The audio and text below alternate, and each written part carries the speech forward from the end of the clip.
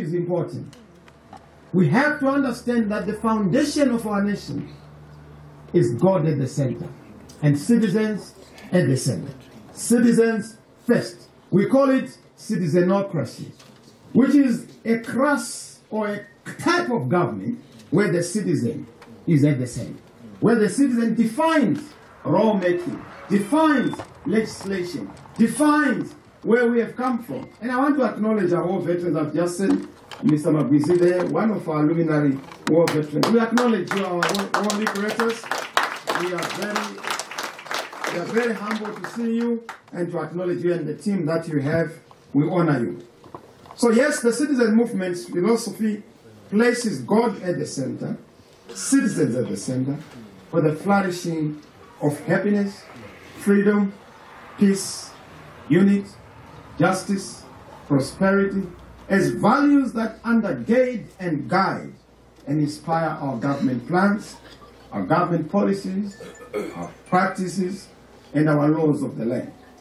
We shall blossom as a nation, we shall flourish as a nation on the basis of honoring life, liberty, dignity, security, diversity, and prosperity of each and every citizen. And I must say, we have an inspiring vision that will make Zimbabwe great, that will transform this nation into a jewel, not just of the continent, but of the world. We will lead and build Zimbabwe. We will go beyond and restore our breadbasket status.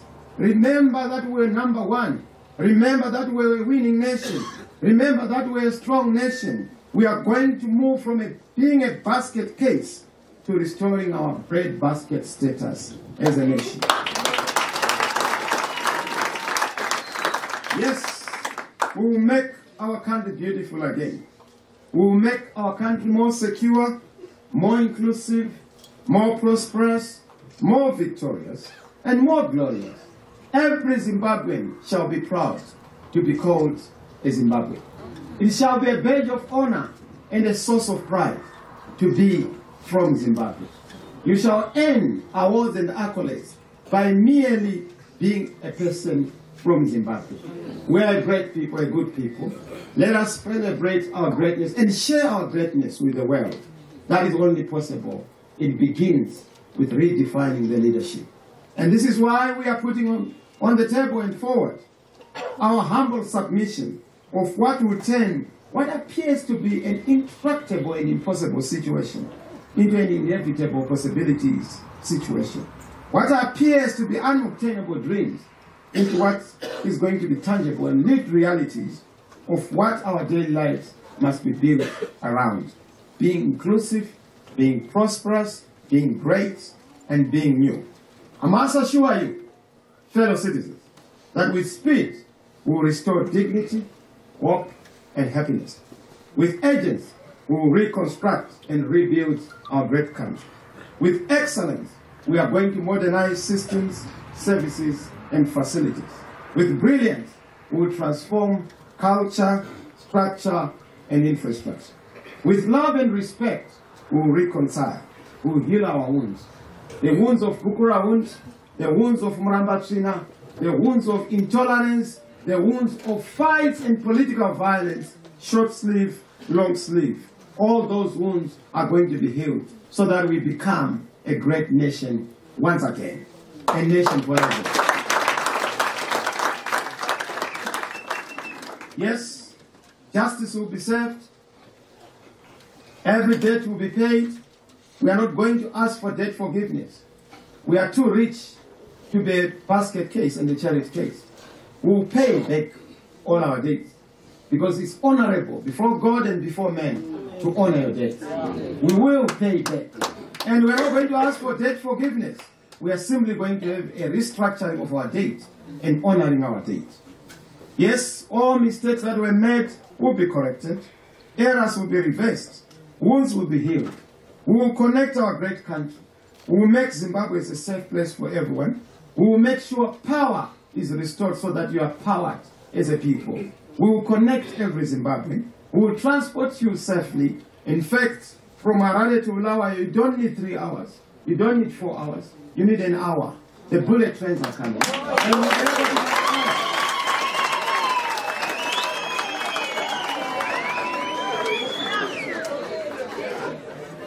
We are going to restore the necessary macroeconomic conditions to make sure that success is restored to our country. We are not going to be open for business, because when you are open for business, you are also open for looting. We are going to be best for business. We are going to be best for commerce. We are going to be best for every citizen, for everyone. We will, with immediacy, take decisive steps, disruptive actions to stop the hemorrhaging of the economy, stop the suffering of our people, stop the drain of our brains, stop the resourcing of our great resources being leaked into other hands that are not known. We will invite investors, not dealers. We will set significant milestones and benchmarks of deliverables, programs and policies to usher a new Great Zimbabwe for everyone. We know that once we have done this, this message is going to connect not only with all citizens, but with all investors, with all friends, with the international community, to invite them to make sure that 2023 is a turning point, is a change moment representing the best chance for our country, the best chance for everyone, to reset our country and to take back our country on that default setting, a moment, a mojo of success, a mojo of prosperity, a mojo of opportunities for everyone, a new direction in our fresh politics for the nation, where everyone matters, where everyone counts, where everyone must be given a chance and be listened to. And to show the gesture of everyone being involved, this is why we have said we will not launch our blueprint in Harare. We can't Harare-rize everything. Let's de-Harare-rize Harare.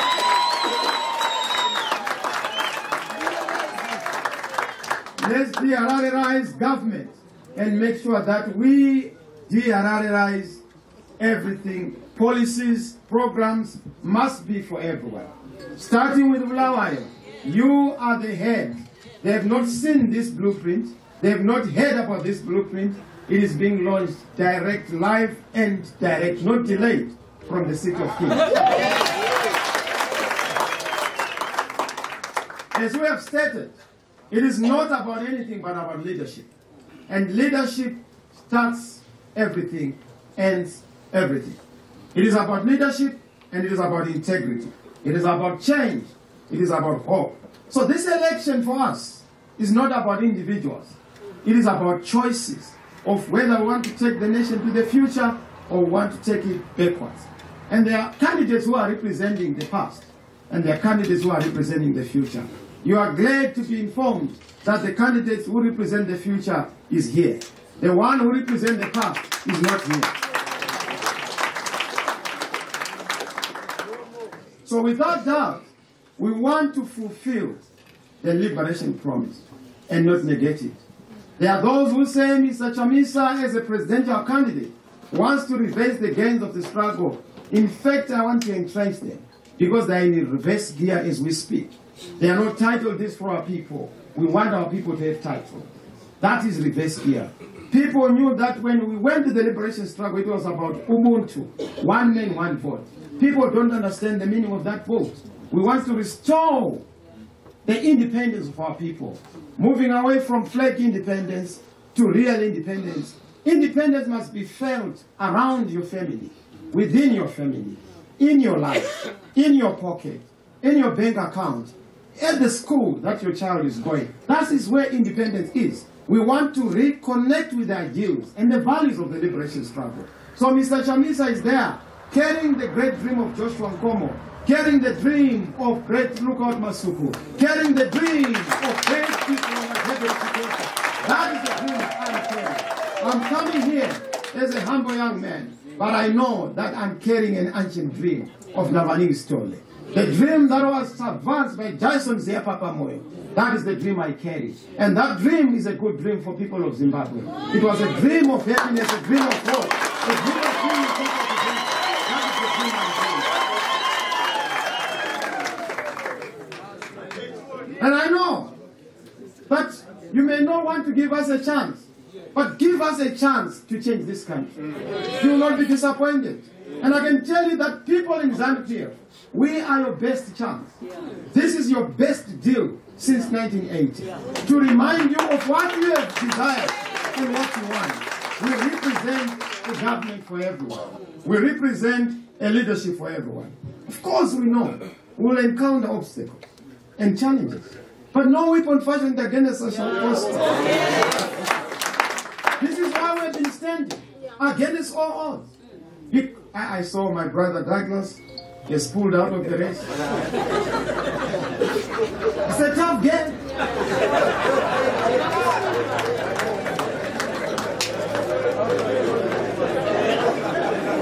It's not easy. Yes, we agree with him. There are challenges. There are problems. But the best way to win is not to quit. The best way to win is to fight unto victory. And we have said to the people of Zimbabwe, count on us to fight unto victory. We will fight them in the courts, we will fight them in the streets, we will fight them in the ballot box, we will fight them at the ballot. And we know that ultimately our God is going to stand with us. So yes, we are ready. We have programs, we have projects to transform our country and move it in a different direction. The time is now. Change is upon us. Change is coming. Look at the time. The time is now. It's time for everyone. This is the time. This year, we are going to make it. I can tell you, our opponents know it. That's why they are responding using violence. That's why they are responding, saying, Mkomana hapindi, ujaya kangeni, ujaya uzangeni.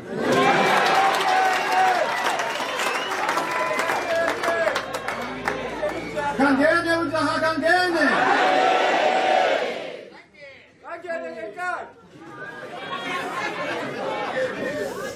Uzangena ngengani ngenkinga.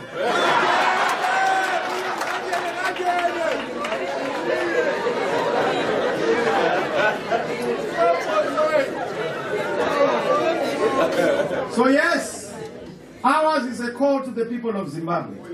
One people, one nation, one vision. We are saying we are one people together. Sivantu vanye, simunye, sonke sizangoba ndawonye, sonke sizasebenza ndawonye. We want everyone to understand that this country belongs to us together. This is our humble submission. As I humbly say to you, we have this new Zimbabwe Blueprint, the new Great Zimbabwe Blueprint. It has 5 canons, and I'm going to go into those canons in a summary. I'll not go into the entire book. You'll get your copy. Those of you who came here, you must get your copy. Those in Arada, they don't get copy. Of course, the document is going to be distributed to all and sundry. But we want you to understand that there are 5 fundamental canons that are underpinning our new Great Zimbabwe Blueprint, which is our plan for a new great country. Number 1 is the issue of restoration. We are emphasizing that as a philosophical guideline, we have to make sure that we recalibrate, re-energize, reposition, rediscover, and revive our country. But to revive our country for greatness, we must be able to look at what we have lost and that which we have to restore. Number 1, we have to restore faith in God and worship our God. I know some of you may differ. Yes, we will not do away with freedom of worship. But we as a people must together know that we worship our God. We honor our God. We love our God. So we have to restore faith and worship. If you are to be great in anything, be great in your worship. Be great in your worship. When you worship God great, our country is going to be great. One of the reasons why this nation has not made significant gains is because those who are in authority are worshiping darkness. We must worship light. God is the source of light. We must follow light and not follow darkness. Number 2, we must restore confidence and trust in government. People must learn to trust and believe in their government. How do they trust government? Government must be trustable. You can't be trusted if you are not trustable. Government wants to be loved, but they are not lovable. To be lovable, you must love the citizens. We want a government that loves the citizens. When we make errors and correct errors, when we make mistakes, we must come and apologize. When there's no water, we must apologize. When there's no electricity, we must apologize. Not to come and say, "Tinokudashura, tinokurakasha." That is not the language of the new Great Zimbabwe. Trust in government. We want to restore trust in government. What collapses before a currency collapses is trust in leadership. When people trust in leadership, that's why in the United States of America they say, "In God we trust." Because everything is about trust. When people trust their government, they are prepared to use even tissue as paper money because they trust their government. And that tissue will be a strong currency. But when people have no trust in a government, the currency will be what it is today. It will actually get ramba because there is no trust in government. We want to restore trust and confidence in leadership, in MPs, in the councillors. Councillors must also behave in a manner that restores that trust. Not to go into council, you start looting stands, you don't go back to residents, you don't report back to the citizens. That trust must be restored. One of our key issues we must restore is to restore the trust and confidence in government. We need to restore the trust in the rights and freedoms of the citizens. You must be free to demonstrate. And when you demonstrate, you must not end up in prison.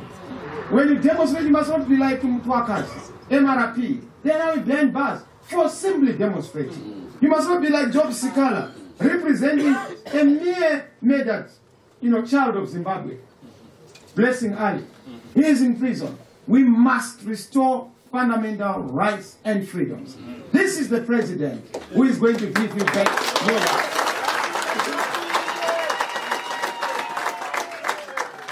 We need to restore dignity and hope.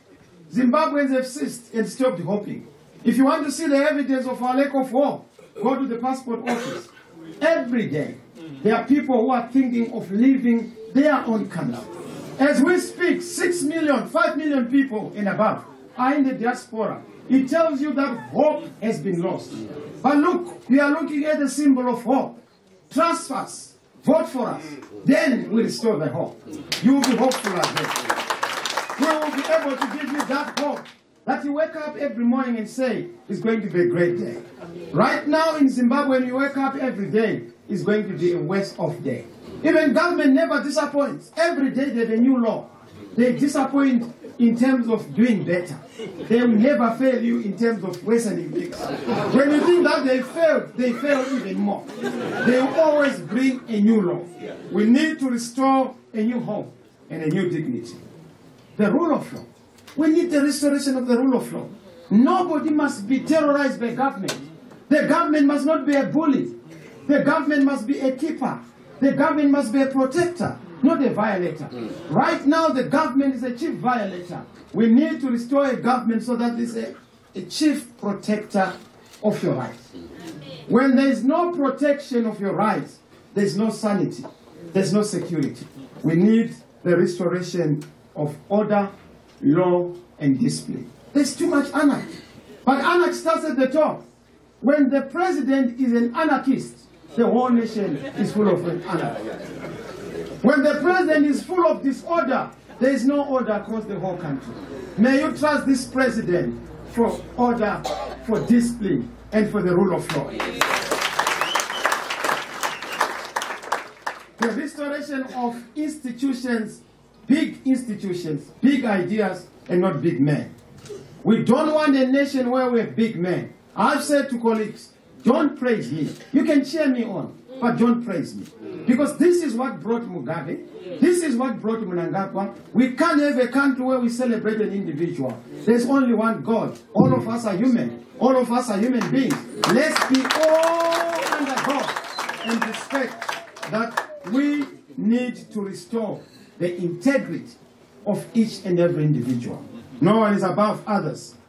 The work ethic. Zimbabweans have stopped working because there's no merit in working. There's no profit in working. We want to restore that work ethic. People must work. Under our government, we're not going to close industry at 4 o'clock. There are going to be shifts. 8 to 4, one shift. 4 to midnight, another shift. Midnight to morning, another shift. That way we create jobs. That way we are not sleeping. The world is waiting for us. Let's work and produce. Let's make products. Let's not sleep. Under this government, you are not going to sleep. Of course, we are going to respect the Sabbath. You need to rest. You need to take a rest one day. But all the other days, let's be on our way. Let's work. Let's work. Restoration of fair reward for hard work and for sweat. We must eat what we kill. We must earn an honest living. People must not do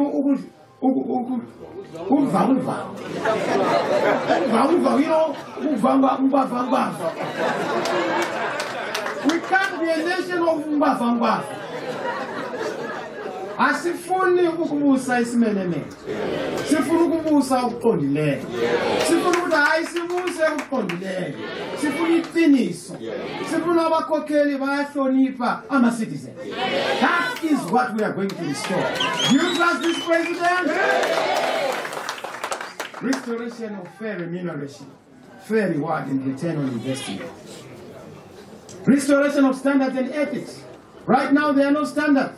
We need standards on infrastructure, standards on government, standards on even the representatives of leadership. Restoration. I'm still on the restoration canon. It's just what we need to restore. So you trust this president will be able, together with the citizen government, restore ourselves in sanctity and dignity as a people. Number 2 is the reconstruction canon. Now on reconstruction, what are we going to reconstruct? We have to develop an infrastructure master plan. Everything has fallen and collapsed.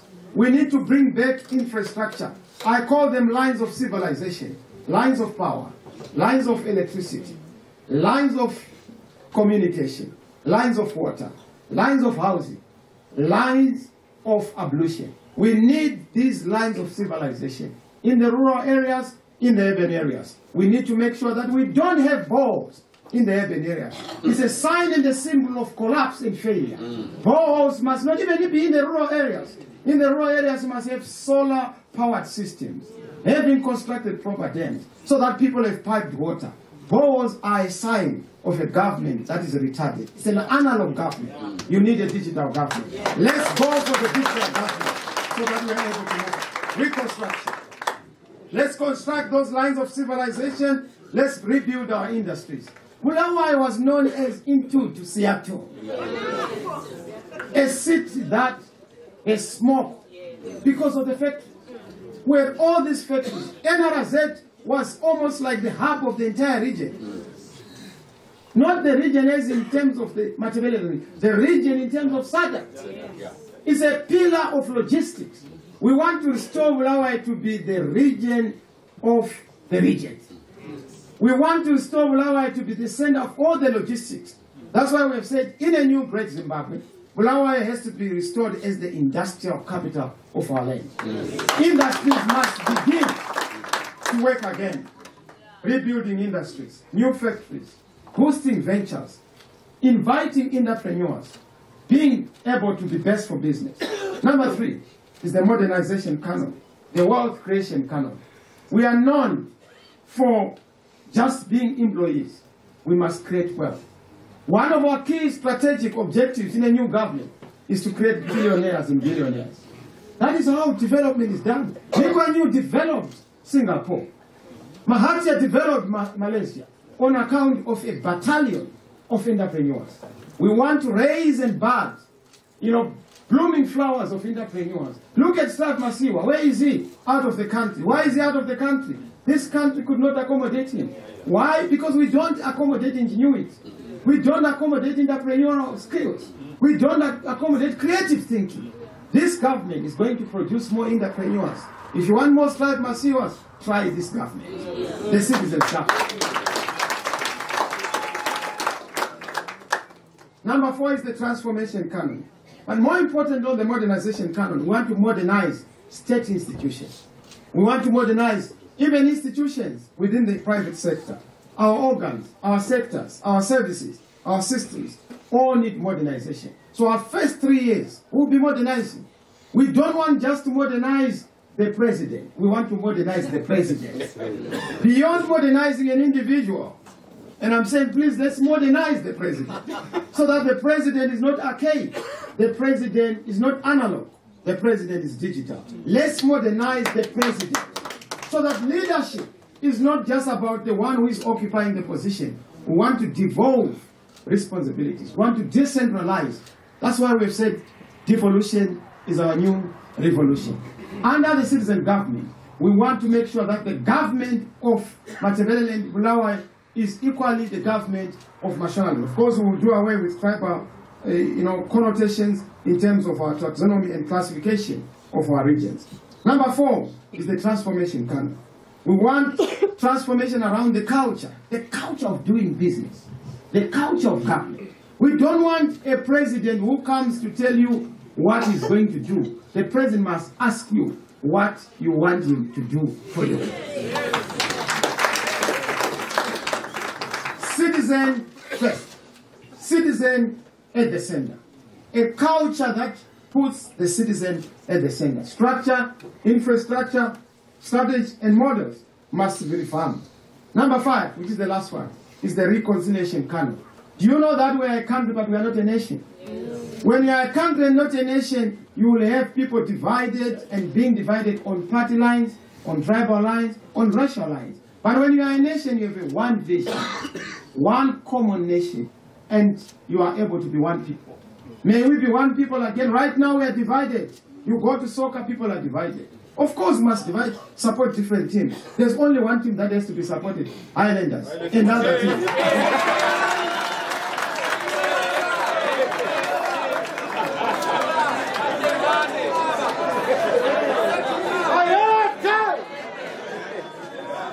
But then, fellow citizens, that's not division, that's diversity.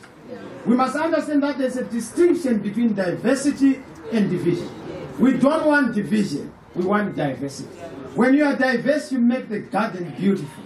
Because different colors get the glamour and the glitter of the garden. When we are different as a people, different political parties, one of the fundamental things we are going to put in place is to make sure that we reconstitute the role of the leader of opposition, not to treat the opposition as a pariah. Opposition is an alternative source of ideas. And the leader of the opposition, in this case is Mr. Mnangagwa, must be given a seat in parliament. Must be able to sit in parliament. Why? Because we are bringing a new culture that is premised on reconciliation. We are one people together. Sivandu vanye, sivela ndawonye, sihamba ndawonye, sivandu sonke. Sifuna ukuthi hayi umuntu ngobe umuntu ngo abantu. Umuntu ngabantu.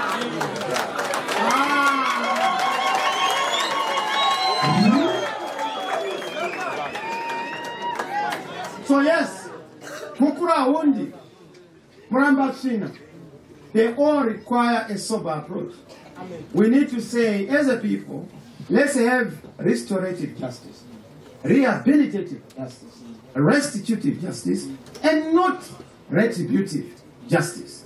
When we have restorative justice, we want to restore those who were anchored, those who have wounds. You don't say no, but we have sorted you. It must be bottom up. We must rope in the church, the clergy, the traditional leaders, to build a community-based, citizen-based healing process. And of course, government is the aggressor. Government must apologize. And as a new leader, as a new president, I will apologize to the people of Matabele. I will apologize to all those who lost their loved ones, because I'm doing so on behalf of a country. There's the principle of succession. You are succeeding in error. You are succeeding in mistakes. You are succeeding in omissions. You are succeeding in commissions. So we are coming in not because I did it, but because we did it as a government. We aggressed and harassed our own people. That apology will come from government. We even harass each other in terms of politics. You are this political party, that political party. That is a thing of the past. All political parties are good. There are bad people in ZANU-PF, and many of them. But there are also few good people.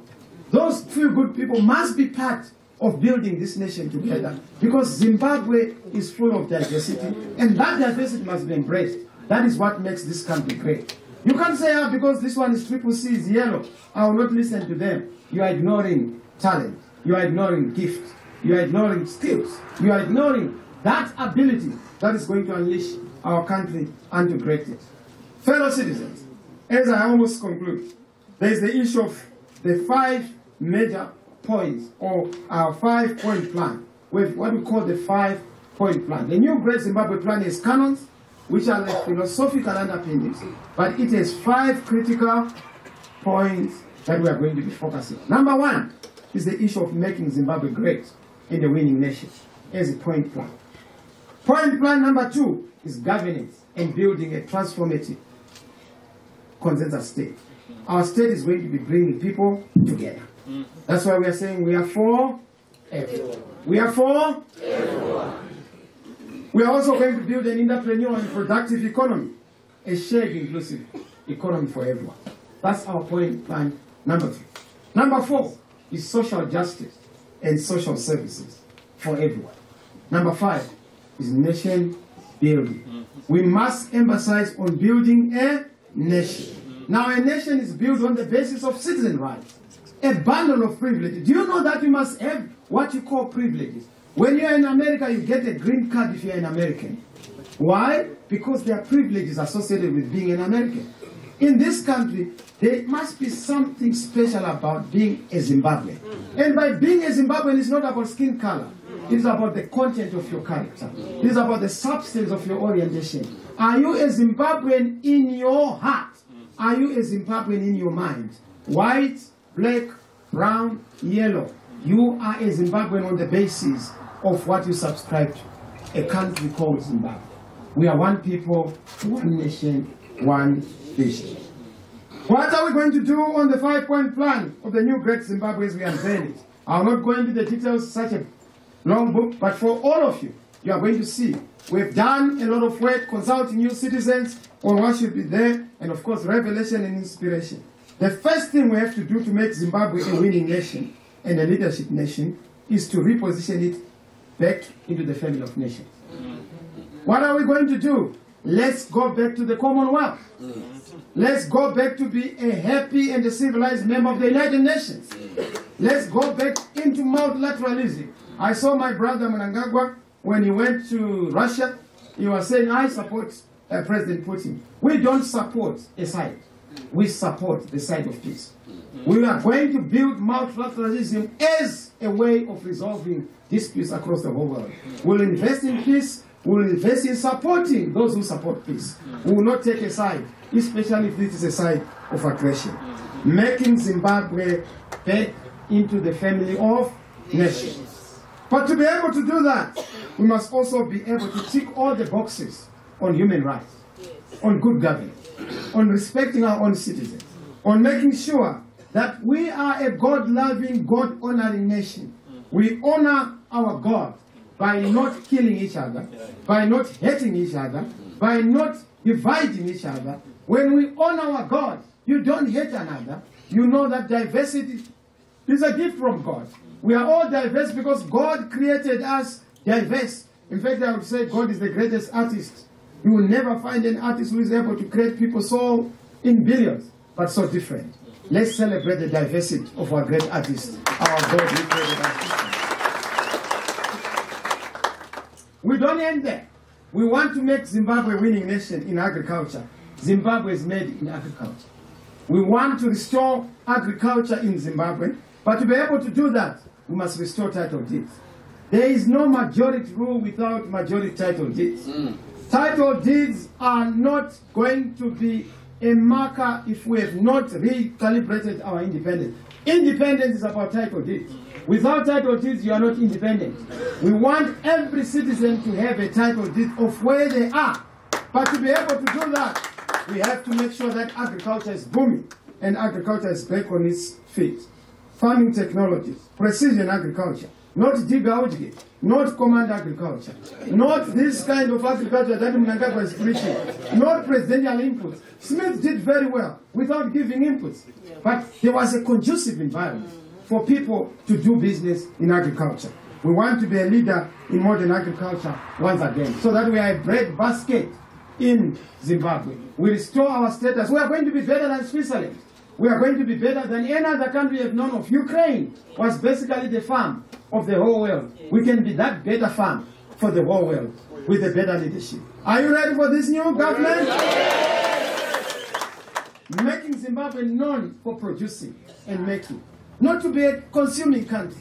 We want to know that this is made in Bulawayo.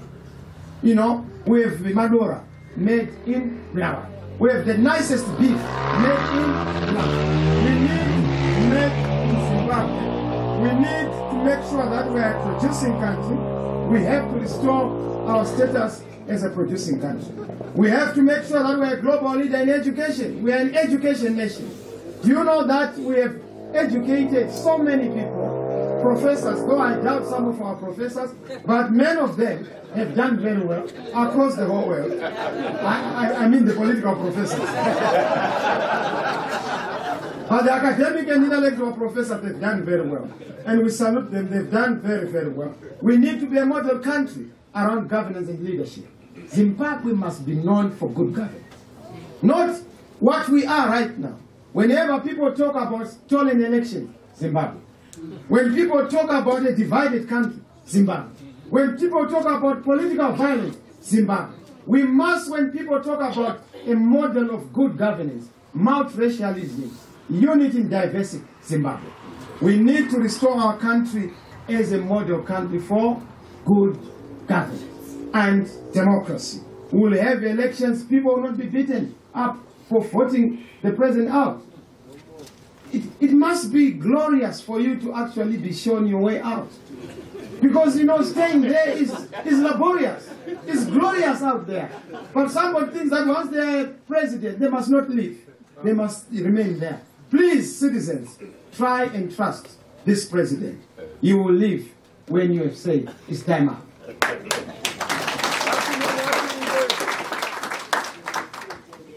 Zimbabwe must be known for best business and good investment.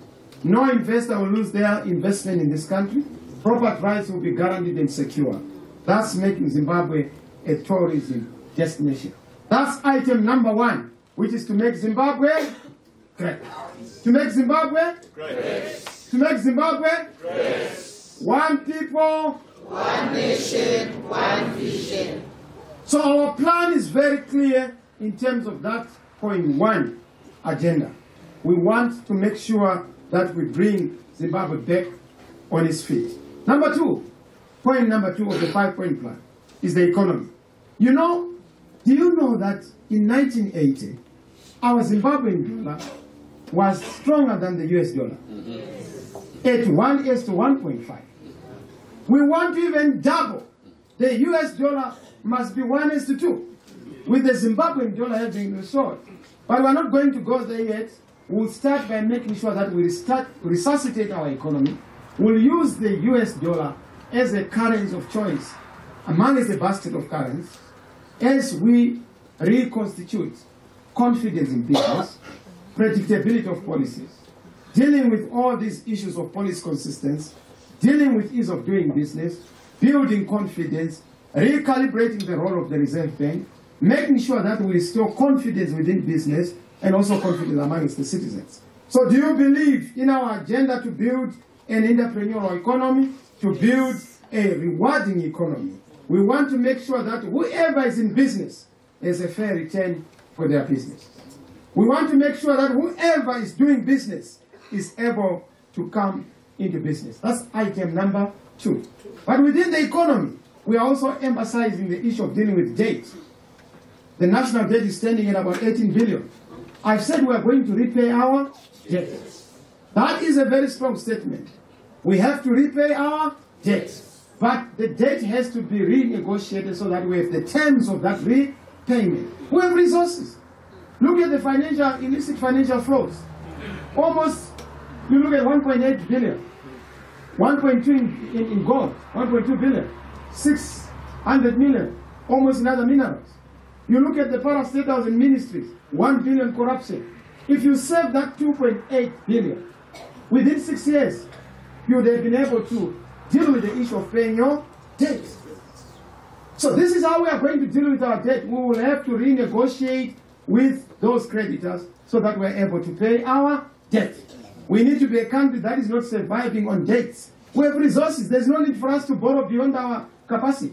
We have resources, 60 minerals. We need to deal with that. That is on the economy. Dealing with the economy. We have to deal with entrepreneurship and the rewarding entrepreneurship. But also under this, we are remembering the rural areas. We have introduced what we call Matura, which is the modernization agenda for the transformation and urbanization of rural areas. Matura is a program to make sure that rural areas are built back into stardom of productivity. Smith created what are called reserves because they were reserved for labor force. We need to move from the reserved mindset so that we are able to unleash the potential of our people in the rural areas. So the Matura program is going to be dealing with that. We'll have a tractor per village as a program to make sure that we move from ox-drawn, plowing into modern plowing. A tractor per village is possible. Look at ZANU-PF. They have bought over 2,500 cars. Stop buying those cars.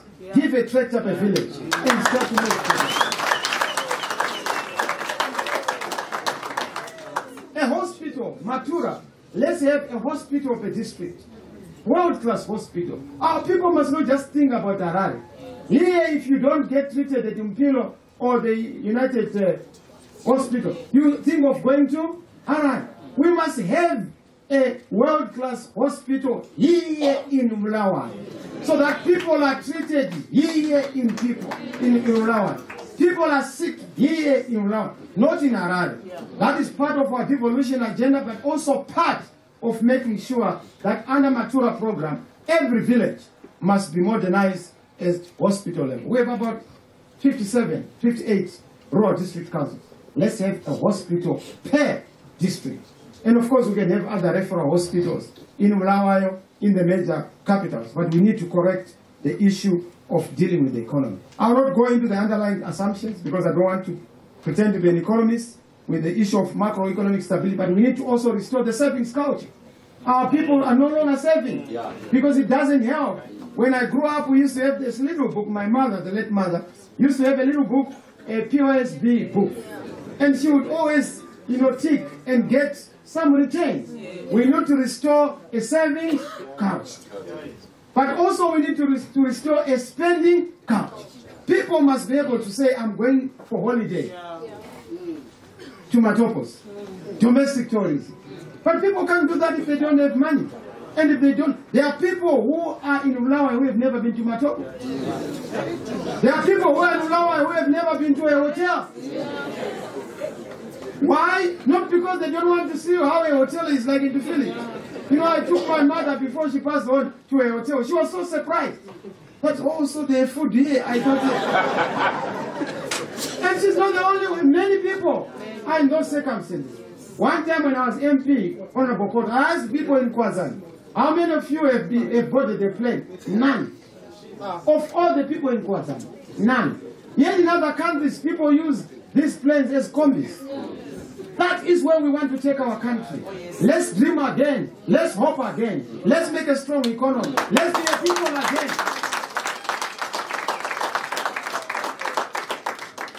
Matura is a massive transformational program for the rural areas. We want to uplift our rural areas and bring them to stardom.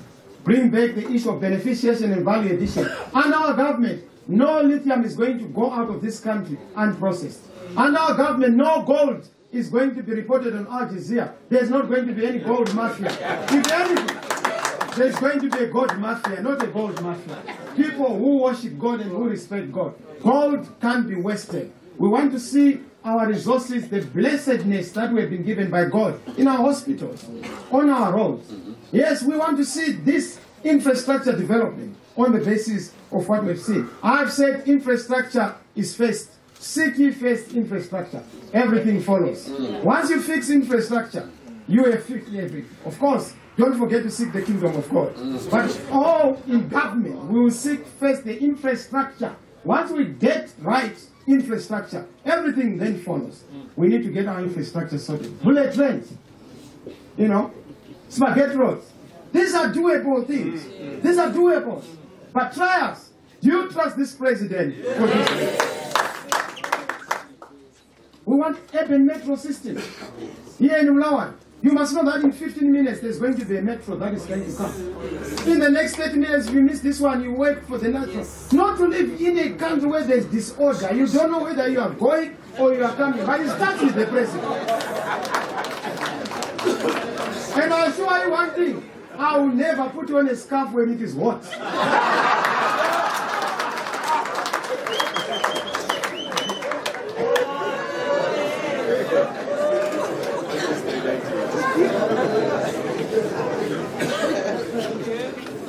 Yes, this is a new government, a citizen's government. The Internet of Things, blockchain. We are going to introduce the fourth industrial revolution. We are going to do it. You know we did it in the inclusive government. Dr. Cooper, you know how we did with Mugabe. It was a difficult proposition, but we excelled. What more of a government where the leader is clear on where we are going? Within a short space of time, we will turn this country great. And that is, it's a matter of days, it's a matter of hours. Because it starts with the right signals. The signals of leadership, the signals of love, the signals of confidence. That is what is needed. And thank you, Dad, for what you say. You can fault me, and I have many mistakes and many weaknesses as a leader. But genuineness is not one of the deficits. I'm genuine about saving this country. I'm genuine about making a difference for this country. That's on the economy, and you see many other things on the economy. We have not exhausted the things, the Sovereign Wealth Fund, the issues we are doing on mining, on education, how we are going to turn small enterprises, make them more profitable. All those things are there. In terms of the signature projects we are going to be running, they are also in that. So, yes, we have number 3, which is point number 3, on governance. On governance, our government is not going to be that big. We want a government that is lean and mean, but a performing government. Not to have 52 ministers, but there's no evidence of the size of government. When the government is small and effective, functional, we are going to have results. We'll have no more than 15 cabinet ministers. No more than 15 cabinet ministers. I know, Mr. Tibaya, sorry, you are disappointed. It's not about how we have been shouting at rallies. This is government.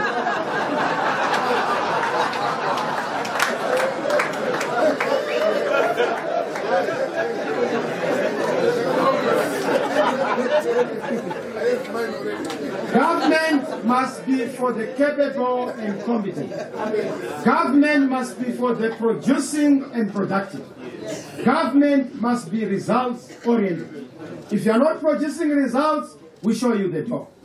No one individual is the last born. Even the president is not the last born. We will always have the next man and the next woman to serve the people of Zimbabwe with grace and with merit, on merit. So yes, on governance, our vision is to build a 21st century modern, transformational and responsible state that is capable, accountable, responsive, and respectful to the citizens. But how are we going to do it? Number 1, we are going to have a national vision that is shared by all the people.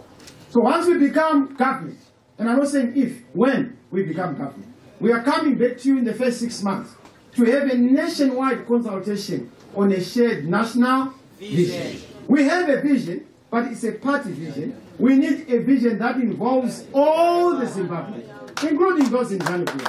We need a shared vision.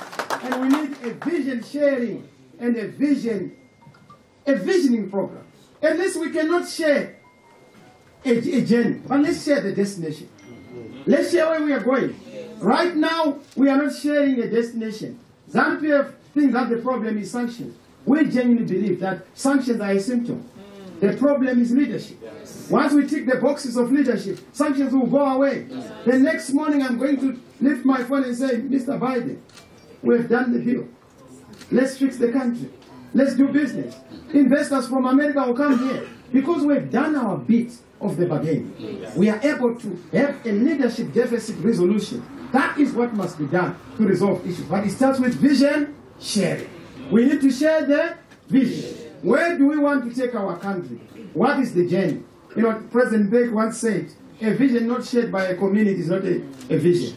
Equally, a dream that has not been shared by a community is not a dream. So we need to share a dream so that we are able to work together. We need to have a new constitution.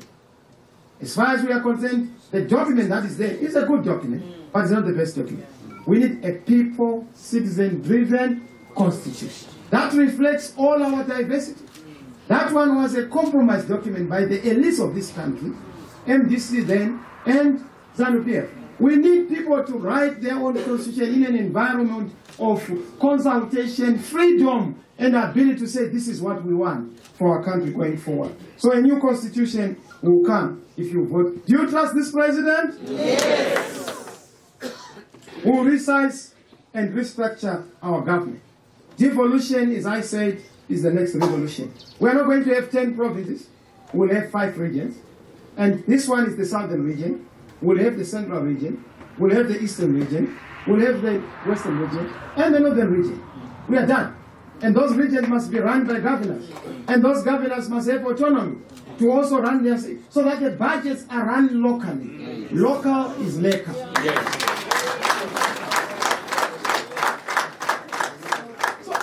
I often laugh, fellow citizens. There are people who say, oh no, these ones, they don't have a plan. Our plans are too much. If you give us an opportunity, you will see that this country will be turned around. We have good plans for this great land. Devolution is key for development. Devolution is key for democracy. We want people of Mlawi to enjoy their resources here in Mlawi. They also have to enjoy their diversities. There is always nations within a nation. Nations are tribes. Nations are races. These are nations within a nation. They must be celebrated.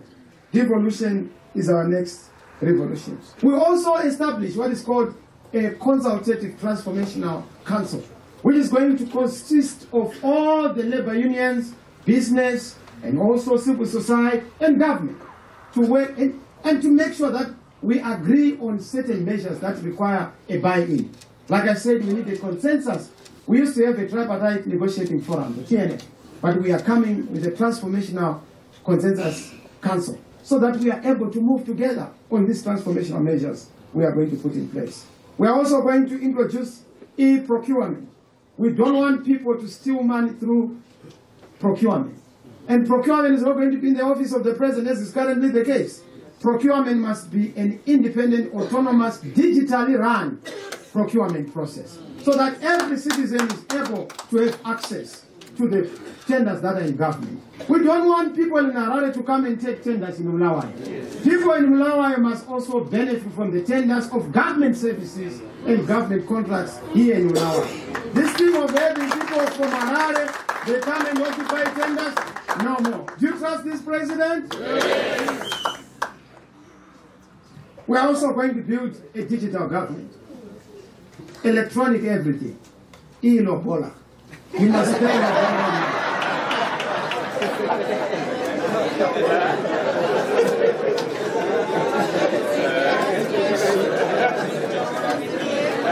Because I know some will say we want hard cash, but we are going to modernize Rusambo so that you are able to pay Rusambo online. And as it is in the middle, Rusambo is... Yes, ukangazi. Sikuru ukangazi sizapea le online. Ukangaziwe. Yes, ukangaziwe. You have to pay online. That's modernizing systems. Please do not lose the essence of what I say. I want you to understand that we have to digitize our systems. From the beginning up to the end. When a child is born, we must already record When they get 18, there's no need for people to queue to register as voters. You are automatically registered. Electronically. You are a registered voter. You receive a notification, Mr. Smith, Mr. Coulter, you are now a registered voter. May you enjoy your rights. Okay? That is where we are going. That is where we must be going. Not this thing, oh, my name is not in the row. Oh, my name has been removed. That's backward. Do you trust this president? Yes. We need to invest in modernizing systems. Social security number. When you are born, you already have a social security number. Activated when you then attain the legal age of majority. Driver's license. Everything. Electronic. We know when you are at school. We know where you are good at. If you are not very gifted academically, you are not daft. You are just gifted otherwise. And we must focus on your otherwise. And build your competencies there. So that you are able to also benefit your nation in your skills. You know that when you're Minister of Education, that's part of what we must be dealing with on the curriculum. Nobody is daft. You are just differentially gifted. And that must be understood. That being an intellectual giant does not mean that you are a social giant. Others are giants elsewhere, where you are not a giant. But our education must speak to those peculiarities. And that also begins with a digital government. Do you trust this government? Yes. On the issue of museums and monuments, we must preserve our heritage as a country to make sure that we make our history, our sports, our music, our arts a source of earning income. You know, there is this group here, very powerful. They've done very well internationally, you know, in Bomeaz. And, Albert Nyatsi. He has done well, very international. But we don't even celebrate him here. We think we are seeing a rat when we are looking at an elephant. He's a giant, but he must be able to elevate him. Create opportunities for him. He's not the only one. There's Conference Amakos and IASA. We must be able to build IASA to that level. That requires a government that is able to leverage on the competencies of our people. It starts with the government. That is the government we are promising. Do you trust this government? Yes. But in Parliament, we are not going to end there. We are going to revolutionize Parliament. Immediately when we become a government, there's going to be a special television channel for parliamentary debate. Oh, yes. So that you see what is debated in Parliament, because this is where your laws are being made. We'll have a television channel set aside for parliamentary debates. And also even television channels in communities for municipal debates in the chambers. So that people are brought closer to government, closer to lawmaking, closer to decision making. We will be able, in this government, to say in Parliament, we are going to have a president's question time, at least once every 6 months. So that the president comes to answer pertinent, fundamental national questions. Not to have a president who is a visitor to a country. He spends most of his time on the plane. If he's not on the plane, he's drinking whiskey. We want a president who is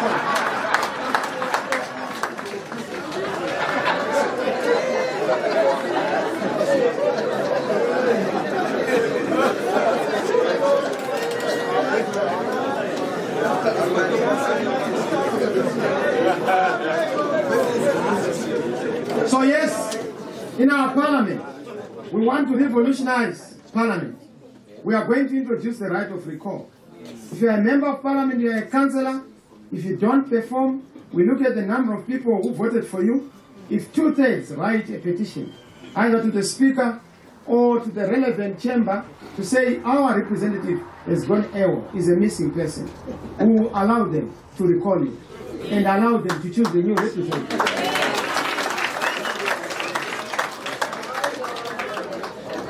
We are also going to introduce a new system, a public barometer for all public offices and officers. If you are a minister, there's going to be a public barometer to rate you. For MPs, to rate you. At the end of the year, you must be rated. How did you fare? You go to Parliament, you don't even cough or sneeze. But you still want to remain in Parliament. MPs must debate national issues and contribute and scrutinize government and bring government to account. We need accountability. The public barometer is coming. But also in Parliament, we are going to reserve 2 critical portfolio committees for the opposition. Public accounts and Foreign Affairs, so that we are able to sharpen the scrutiny and oversight function of the alternative. We'll also introduce ICTs in the... And more important, we are going to have an official position of the leader of the opposition in Parliament. And I said, Mr. Mnangagwa, this is good news for you. You are not going to be retrenched. You will have your seat in Parliament as the leader of opposition. I can assure you that we are going to make it in this government. We will be the next government, and Mr. Mnangagwa and his party are going to be the opposition. We will give them their seat. Opposition should not be treated as an enemy. Opposition is actually an alternative source of ideas. It's actually the other side of government. In a normal democracy, opposition is the other side of government. And we must allow to invite Mr. Mnangagwa to State House for ideas. Even if there's none, let us hear the one.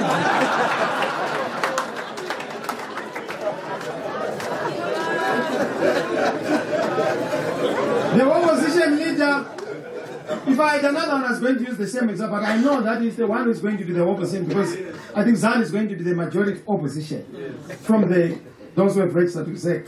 We would want to make sure that within Parliament, as a reform, we want a Parliament that is closer to the people, but we also want the official opposition leader to be invited officially to all the national functions. Not this business of saying national functions are reduced to a party affair. One of the things that we are going to promise you as a new government is to separate state from party. What is called, for political scientists, partocracy, state-party confliction. We are not going to allow state-party confliction. When we are in government, government is the common denominator. Your political party is a numerator. We don't want numerators in government.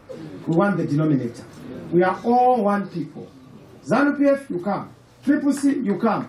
But if you have a party card, that's not your access to government services. Access to government services is because you are a citizen. Access to government services is because you deserve. Either on the basis of age, on the basis of disability, on the basis of certain of the marginalization that you have suffered in the past. So we want to equalize. We want a government for everyone. That is our humble submission in the government that we are proposing.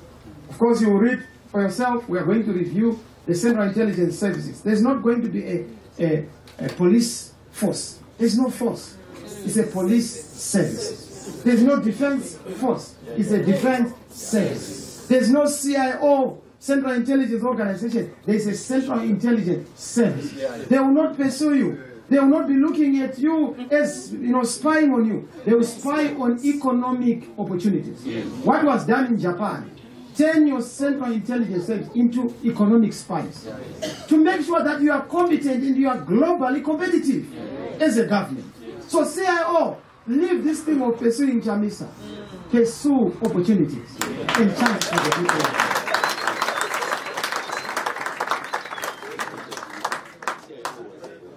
So that we are ahead in most of the issues.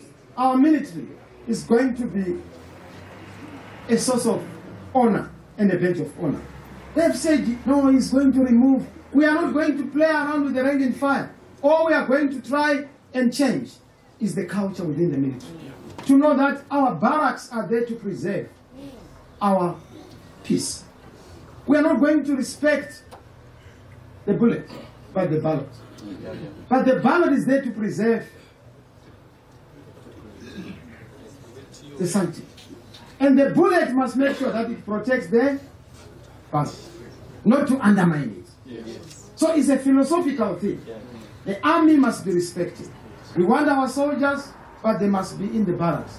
When they're in the community, they're helping the community on account of disasters or other special facilities. We want to honor men in service. In fact, we are going to introduce what is called honor in retirement, not just for service, serving men and women, but for everyone. Pensioners, we want you to retire peacefully and to be happy in retirement. Even members of parliament who have served, or councillors, when you have retired, we don't take away the title. You will still continue to be called honorable, but retired honorable. You will still be called alderman, but retired out.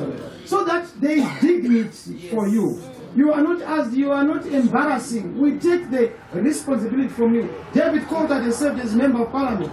He must continue to be retired, Honorable Dave Coulter. Unless if you steal people's money, we will take back those funds.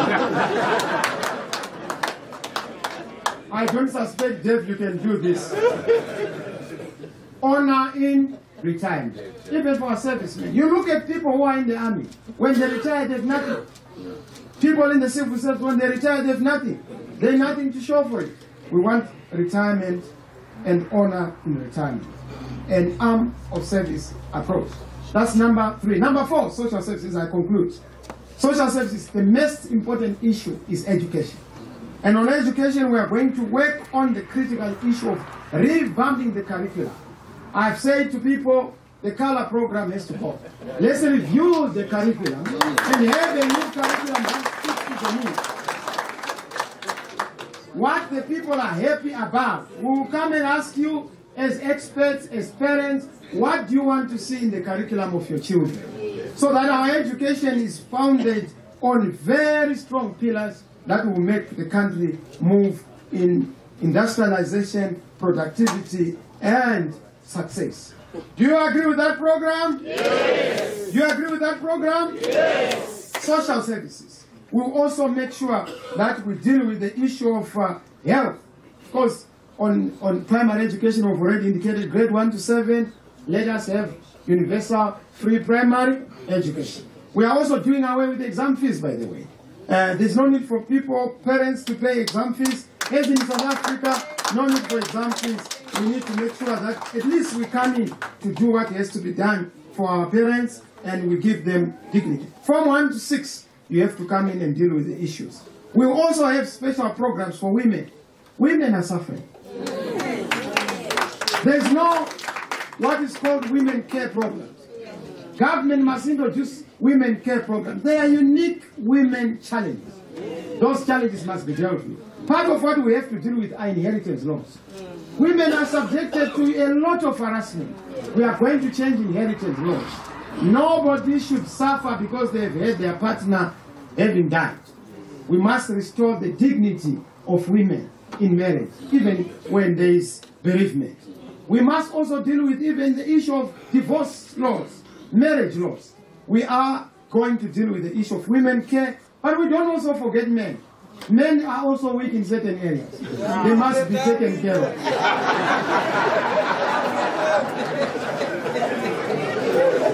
If you want to see how weak men are, just take away the woman.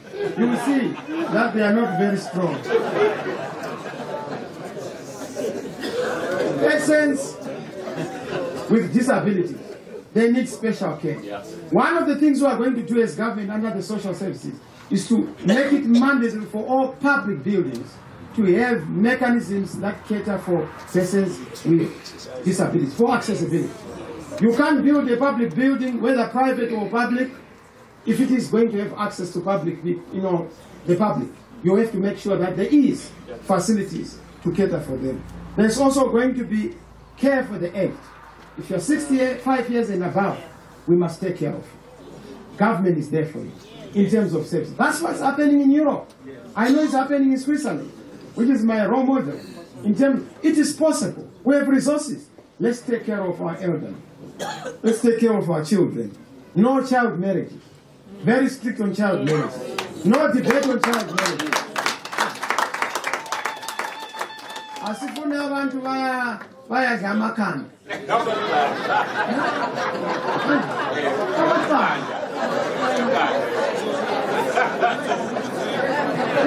Why should you go for the eggs when the chickens are dead? And the chickens are desperate for you.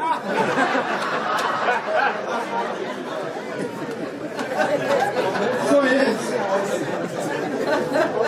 we want to be able to deal with children and protect them.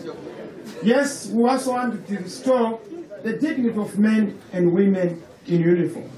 Our nurses, our teachers, those who work for government, dignity of our civil service. It must be the most prestigious thing to work for government. In fact, those who work for government are going to be the most and highly remunerated. So that we take competence away from private sector into government. Do you agree with this government? Of course, on the social services, we are also going to make sure that we honor our heroes. But our heroes are not going to be politicians only. Heroes are going to be all. We are going to have an independent body to confer hero status on the basis of known guidelines and set guidelines. It doesn't matter you are ZAPU, you are Triple C, you are a sportsman. If you qualify, you will be a hero. You may not necessarily be buried at the hero circle, but we give you hero status. But we are not going to have heroes who are dead.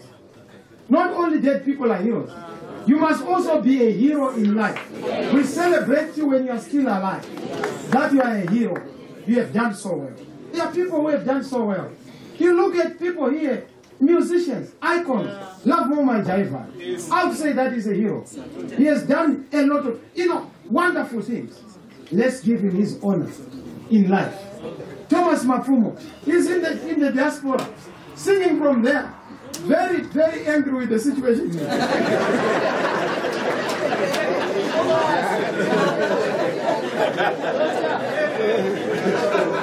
An icon of the liberation struggle. Kirsty Coventry. Yes, she's our minister now. But she's done very well for our country. She has put us on the world map. Let's give her the honors.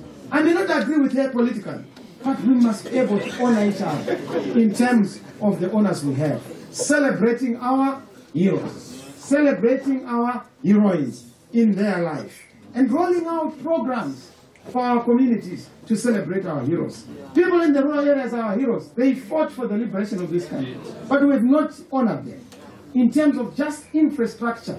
That's why we have Matura to celebrate them.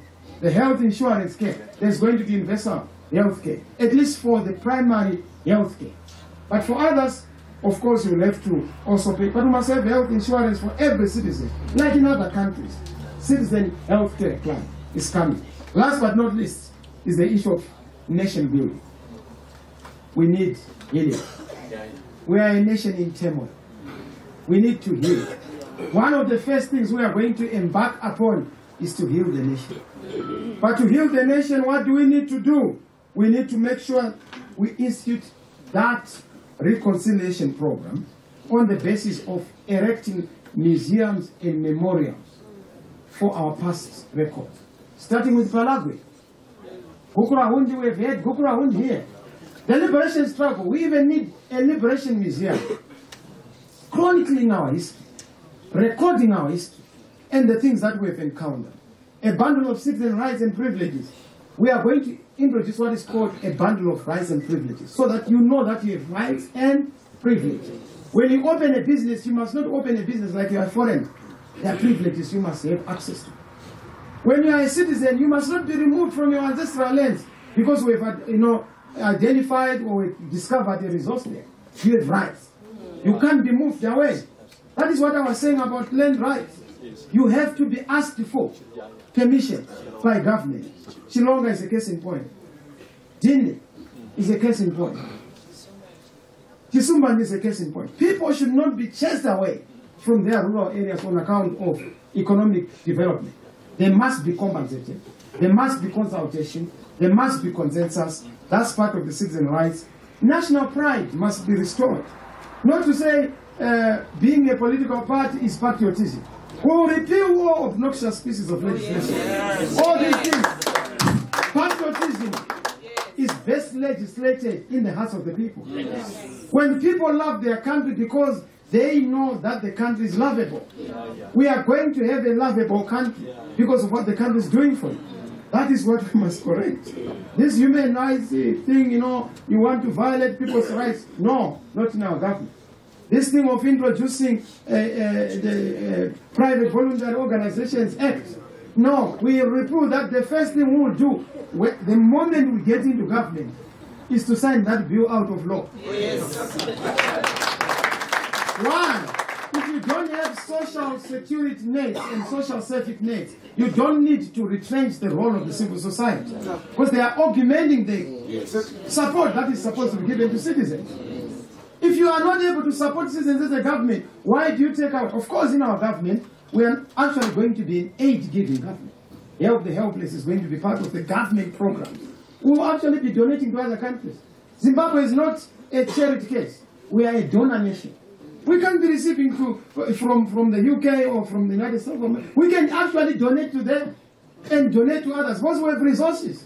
We have gold resources, we have platinum, we have lithium, 60 minerals. And we're not going to exploit all of them, only 5. The rest we preserve for future generations. That is where we are taking this country. Do you trust this government? Yes. We want to have a rights-respecting government. Your rights, not with the Muramba China. Kukurahund. All those things. We are not going to be purchasing TSMO to come and disturb your peace. If you run rioters, we convince you to see the disadvantages of a riotous situation. Not to force you. This thing of force and using force against citizens is a thing of the past. This is our offer to you, fellow Zimbabweans.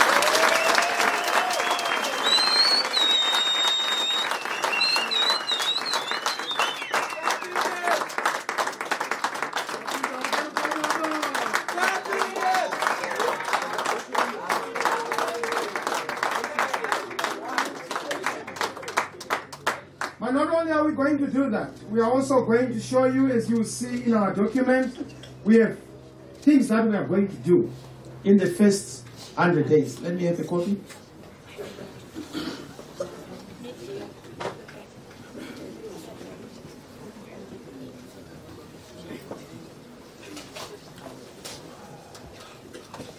And let's have the copies distributed. While these people are still seated. Thank you. This is our document. A blueprint that spells out an alternative government for Everyone. Ulawayo, Omke, Matevele. This is your best chance for a voice and for peace.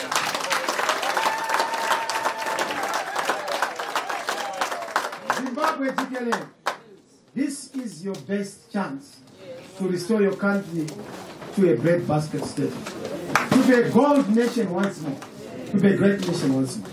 And I want to tell you that there are things that we are going to do in the first 100 days, things that are critical, what I would call the low-hanging fruits, things that we are going to immediately say, this we will introduce, and this will do in the first 100 days. And can I give them to you? We have 20 things that we are going to give to you. Number 1, release all political prisoners. Oh, yeah. MIT, Job Sikala, Ngari Fume, or any other person who has been arrested on the basis, just wait a bit. Who has been arrested, just wait a bit, Gaga, just wait a bit. Who has been arrested on the basis of politics. We will restore the dignity, rights, hope, and respect all the citizens. Number 2, one of the things we are going to do is to restore the education system. Because education is the foundation of any society. One of which is to remove the color curriculum and dignity to the teachers. Number 3, we are going to remove bond notes within the 100 years. So if you have bond notes, please get them ready. We are going to be sending lorries to come and fetch those bond notes, and we give you in their state real money. Number 4, universal free primary education. Number 5, a stakeholder turnaround program to make sure that we consult you on the vision making process and the time frames. Number 6, free the airwaves so that we don't just have ZDC as the only TV. We want to have various television stations. Let there be choice. Yes, we'll have a state broadcaster, but let us also have public broadcasters. And there must be many. Number 7, We will reintroduce executive mayors. To make sure that there's accountability, there's also devolution, so that you are able to run cities effectively. No more interference by central government in the affairs of our local authorities. Number 8, depoliticize the state. I have already told you, no more Congonia dancing, no more chanting of slogans. You don't chant slogans in government. Once you do that, there's going to be what is called a creed of civil service. You assign to that, you are not going to play politics or chant slogans. Serve the people without fear or favor. No politics in the parastate house, no parties. Those people who are unwanted political, don't think that you will have a sanatorium in government. And I know you are many. When you are not chosen by the people, don't look at government as a dining room or a lounge where you come and lounge and dine. It's not a restaurant. Government is for service, not for eating. And those who think that it's time to eat, you are candidates for prison. We will arrest you. Those who have appetite, those who are going to be corrupt, there's not going to be any jobs. I was telling my brother Chibaya that you're pretending to say I need nice cars. You will not have any nice car. Government is not a place where you have nice cars. If you want a nice car, go to private sector. That is where people have nice cars. In government, people must have decent cars to do the work to serve the people.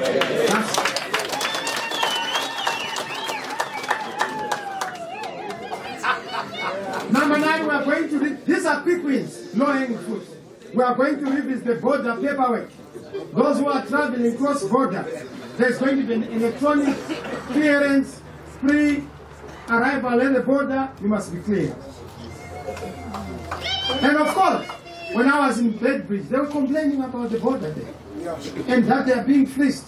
That is going to be a thing of the past. We will review immediately within the first 100 days so that we deal with that issue. We will stop illicit financial frauds and leakages. Just to stop the bleeding, we've saved 3 billion. Just to stop the bleeding.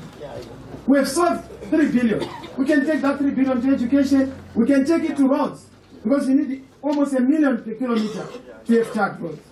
It's possible to then have BOT, PPP programs, as you see, to then have tarred roads across the whole country.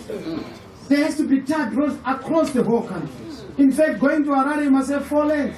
If you don't get 4 lanes, the government is not doing business. Not this business of a government just boldly, extending the shoulders of the road. Oh, look at what we have done. You have done nothing. You haven't started. Drug cartel. We are going to immediately crack down on drug mafia and drug cartel so that we save our young ones who are being subjected to Torino and other things. The war on drugs.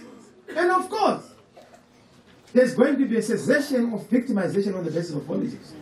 And those who have been fired from government, civil service, army, police, will review your situation case by case, so that you serve your country patriotically without fear or favor. Title deeds for both urbanites and those who are in the resettled farm. New farmers, you must have title deeds. Of course, we will not have multiple farm ownership, but we will allow those who are on the farms to have title to those farms. Within the first 100 days, we will have started rationalizing, and of course, it's a continuous program. Massive infrastructure rehabilitation and a master plan of infrastructure. We will fix our broken politics by looking at political violence in its past. We will restore Zimbabwe as a family of nations, the debt resolution, the issue of fair prices to farmers. We want our farmers to have fair prices for their crops, tobacco, cotton. Business must come back to agriculture. Right now, agriculture is not a business. We must not have agriculture destroy this business. Last but not least, we will repeal all oppressive legislation. Wow. You know that? We will repeal. There is no need for us to debate on them. I want to thank you for your patience. May God bless you. Remain seated. As I say to this, give them the books now. We want the books now for everyone as we lift our books. to say, welcome to a citizen republic, welcome to a new Great Zimbabwe for everyone. Please.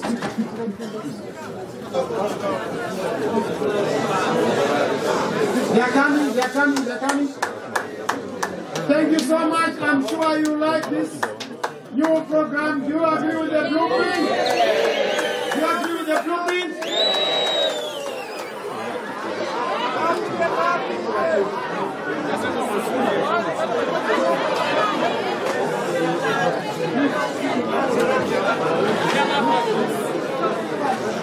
Sorry, colleagues.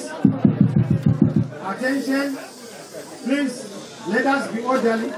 I see especially the councillors there. You can't afford to behave like that. Let us be orderly. Let's start from this side.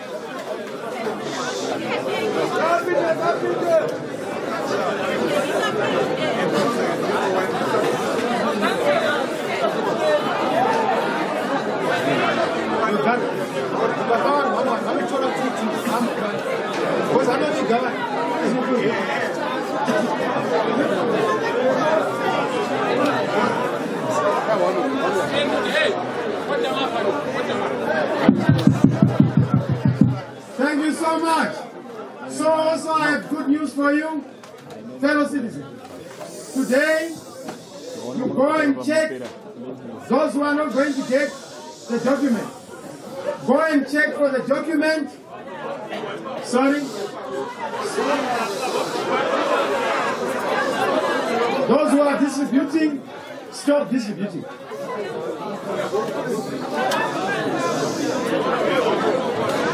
Let me say, fellow citizens, I know your hunger for this document. It's your hunger for a new Zimbabwe. It's appreciated. You get your copy. Those of you who have come, you will get your copy. There's no need for you to scramble for things. That is the character of the old Zimbabwe. Here you get Zimbabwe, you don't scramble for things. Things are adequate, you will get your copy. Mana, sizalungisa izinto. So yes, those who are not going to get the copy, those who are at home, the copy is going to be online. Our website is functional. We have launched our website, CCC. I've said no distribution. I've said no distribution. Let's focus so that we have attention. You get your copy at the appropriate time so that there's order. I want to thank you. You can go onto our website. The document is going to be there. We are now officially launching the blueprint that is going to determine and shape the future of Zimbabwe. Can you get Zimbabwe for everyone? Can you grab Zimbabwe for everyone? One people, one nation, one vision. I want to thank you, fellow citizens. You can continue to then distribute. Thank you very much. Thank you. God bless you. God bless you. Thank you so much. I want to thank you for your time. Let us be orderly.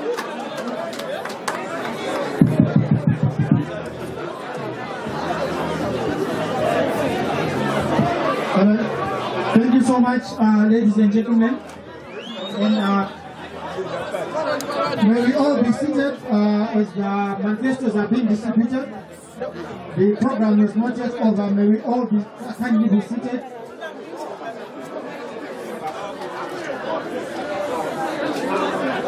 May I ask everyone to go back to your seats? May we all be seated?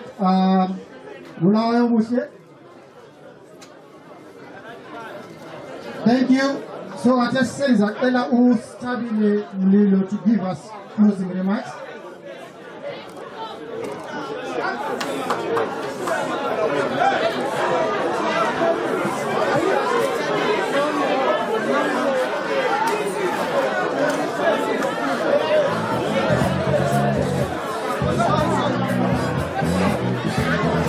Ladies and gentlemen, please, there is enough manifestos for everyone. Yeah.